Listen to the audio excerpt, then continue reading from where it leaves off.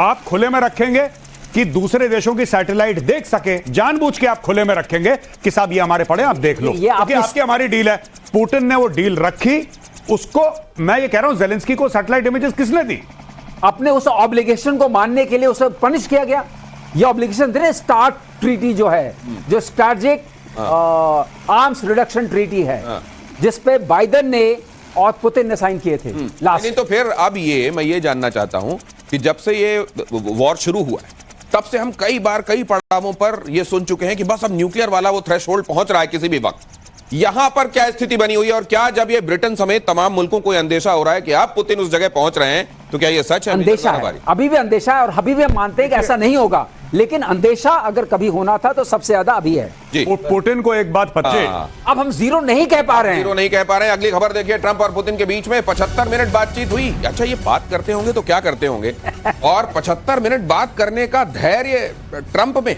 75 minute बातचीत हुई। Ukraine रूस के बीच युद्ध विराम पर सहमति नहीं। पुतिन ने कहा रूस से दादागिरी नहीं चलेगी। मुझे लगता है कि ये बड़ा क्लियर कट संदेश दिया होगा। और ट्रंप को ट्रंप का इस समय मुझे लगता है बजाओ नक्षत्र चल रहा है। उधर से आप एलन मस्क को देख लीजिए, तमाम जगहों से वो अभी फिलहाल, और आज उन्होंने अच्छा नक्षत्र आपने बताया, ये नक्षत्र जो चल रहा है ये अभी उसी के तहत उन्होंने फोन कर दिया। पुतिन ने कहा कि भाई साहब इधर भी नहीं चलेगा जी।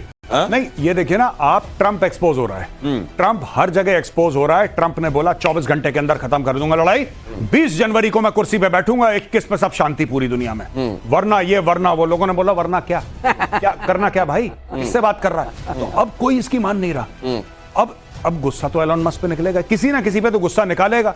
ये तिलमिलाया बैठा है ट्रंप आज की तारीख में। और मैं एक और बात बताऊं, इसने सोचा था ज़ेलेंस्की को दबा लूं। यूजफुल इडियट होगा, यूजफुल इडियट होगा और जरूर है, लेकिन ज़ेलेंस्की भी बिल्कुल पपेट नहीं बन रहा। ज़ेलेंस्की को पता है कि जब तक लाशें गिरती रहेंगी, जब तक खून बहता रहेगा, तब तक ज़ेलेंस्की कुर्सी पर बैठा है और ज़ेलेंस्की किसी को पास नहीं आने दे। ये सत्ता का नशा ऐसा है बॉस, ये नशा ऐसा है सत्ता का। जिस दिन ज़ेलेंस्की उतरा, तो ये जो कई लोग कहते हैं कि अगर आप खतरनाक जानवर की सवारी करके दुनिया को ये बता रहे हैं कि देखो ये जानवर मैंने काबू में कर लिया, तो उतारना मत, फिर उतरोगे तो जानवर देख लेगा फिर तुमको। यूक्रेन पर रूस का प्रचंड पलटवार, 400 ड्रोन और 40 मिसाइल से अटैक। ज़ेलेंस्की कहा के भीख मांगता है जी। ये वाले जो है घाव दिखा के मरहम पट्टी का इंतजाम करते हैं अपने लिए। जी बिल्कुल, और ये भीख भी मांगते हैं। ये इन्होंने तकरीबन $125 अरब अभी तक ये निगल चुका है, $125 अरब। और एक CIA की रिपोर्ट आई थी, आप जाके इंटरनेट पे चेक कर सकते हैं। जब इससे पूछा कि भाई इतने अरब कहां हैं, ज़ेलेंस्की ने बोला ये नहीं पता मुझे कहां हैं, पैसे मत पूछो, अभी लड़ाई चल रही है। अभी लड़ाई चल रही है। ये अरबों डकार गया भाई। और इसके बारे में सेमर हर्ष है। सेमर हर्ष एक बहुत बड़ा नाम है जियोपॉलिटिक्स में और बड़ी इज्जत है, बड़ा क्रेडिबल नाम है। सेमर हर्ष को कोट करते हुए CIA ने रिपोर्ट कराई है कि ये इतना करप्ट आदमी है ज़ेलेंस्की, इसकी और इसकी कैबिनेट ने पूरा का पूरा वॉर का बजट पता नहीं कहां स्विट्जरलैंड के अकाउंट में। ये जो रेयर अर्थ मेटल देने पड़ रहे हैं अमेरिका को, ट्रंप आपको लग रहा है कम है? ट्रंप आपको लग रहा है कम है? ट्रंप भी तो पूरा बिजनेसमैन है। ट्रंप बेसिकली वहां पे गल्ले पे बैठा है, धंधा करने आया है। ट्रंप कह रहा है देखो यार, तुम्हें मार रहा है पुतिन, मैं तुम्हें थोड़ा बहुत बचा लूंगा, मैं ऐसा ऐसा कर लूंगा, तुम 50% दे दो अपना रेयर अर्थ। इसने बोला हाँ, वो डील पक्की हो गई है। पक्की हो गई। पहले तो शुरू में लड़बड़ के आया था, लग रहा था कि नहीं ये रीढ़ वाला आदमी है लगता है। देखिए बात यह है कि ट्रंप पुराना चावल, जिसको हम देसी में कहते हैं, ट्रंप पुराना चावल है। ट्रंप ने सॉर्ट आउट कर दिया। अब ये चीज है कि कब रोकेगा। अब ये देखिए ना, जो ट्रंप चाहता है वो ज़ेलेंस्की दे नहीं सकता। ट्रंप कह रहा है तुम लड़ाई बंद करो, ज़ेलेंस्की निपट जाएगा जिस दिन ज़ेलेंस्की ने लड़ाई बंद कर दी। भाई सबसे बड़ी बात जो गौरव कह रहे हैं यही है, जिस दिन लड़ाई बंद। अभी बात मत करो पैसों की, अभी लड़ाई चल रही है। अगली खबर, झूठ बोलने में भी पाकिस्तान के एक सुर नहीं है। देखिए जरा, इंडियन फाइटर जेट लॉक करने पर एक और झूठ। ख्वाजा आसिफ ने 10 जेट लॉक करने की बात कही थी, बिलावल ने 20 जेट लॉक करने का दावा किया। ख्वाजा आसिफ ने कहा 6 फाइटर जेट गिराए। ये वहां पर असल में हर दिन की कहानी है, लेकिन आज फिर देख लीजिए। एआरवाई ने इतनी ज्यादा देशभक्ति जागी एआरवाई में, उसने भारत के 8 जहाज गिरा दिए। कभी कहता है 9, कभी कहता है 8। फिर एक और टीवी चैनल जियो न्यूज, वो थोड़ा सा हल्का बोलता है। जियो न्यूज ने बोला कि नहीं, हमने सिर्फ 5 गिराए। पाकिस्तान टीवी और जो सरकारी चैनल है उसने सिर्फ 3 जहाज गिराए हमारे। तो अलग अलग चैनलों ने भी जहाज गिराए, ऐसी बात नहीं है। पाकिस्तानी चैनल्स ने जहाज गिराए हैं। और आप खुद देख रहे हैं, ख्वाजा आसिफ जो डिफेंस मिनिस्टर है वो कह रहा है 10 लॉक करे, बिलावल भुट्टो कह रहा है 20 लॉक करे। तो जो जितना अपना प्रोजेक्शन कर ले, ये घर की बात है। देशभक्ति की बात है। गौरव, देशभक्ति की बात है। देशभक्ति नहीं है, वो ट्रैक करके लॉक करके। अच्छा, वो उसकी जगह कहीं ऐसा तो नहीं कि उन्होंने अपने घर में ताले रखे हुए हैं। एक टेक्निकल बात बताऊं अगर मौका है तो। बताइए। देखिए कैसा है, लॉक क्या किया, जब हमने EW अटैक किया, इलेक्ट्रॉनिक वॉरफेयर अटैक का अटैक किया, तो हमने उनके स्क्रीन पर क्या भेजा, हमने उनके स्क्रीन पर भेजा इतने सारे फॉल्स सिग्नल की इतने जहाज आ रहे हैं। अब उन्होंने जो भी किया, आपने एक PL-15 का देखा ना, खेतों में पड़ा हुआ था। अब वहां तो जहाज था नहीं, PL-15 गया तो नीचे गिर गया। अब जो बंद होता गया, जब हमने बंद किया उन्होंने इतने मार दिए।